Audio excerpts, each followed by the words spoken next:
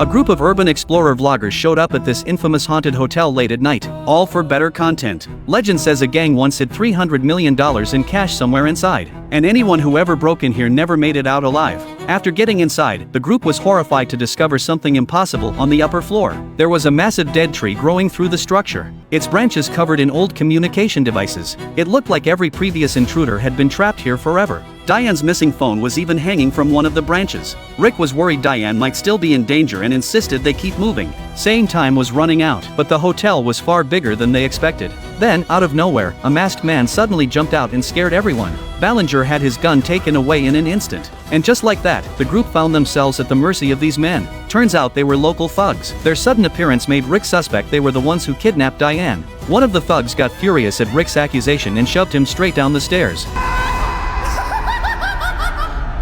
Rick tumbled down hard, and no one knew if he was alive or dead. The thugs assumed the group knew where the treasure was hidden, so they forced them to lead the way. But the bad luck didn't stop there. Rick was the one carrying the hotel map. With no choice, they had to turn back and go find him. On the other side of the hallway, they spotted what looked like a body lying on the floor. Cora assumed it was the injured Rick and rushed over without thinking. But when she got closer, she realized it was just a dried-up corpse that had been dead for who knows how long. After that, Cora tried to climb back up and regroup with the others. But the thugs immediately shot out the rope, leaving her stranded on the other side alone.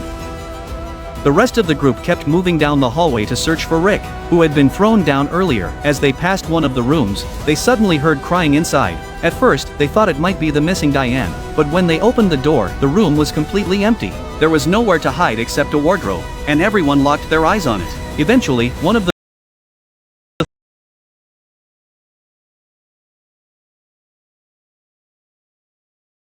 suddenly dropped down from the top of the wardrobe. Ballinger immediately recognized her. She was a journalist and apparently knew him. She had broken into the abandoned hotel before, just to chase a story. Ballinger was trying to calm the girl down when another massive crash echoed from upstairs. It's coming. You're all gonna die.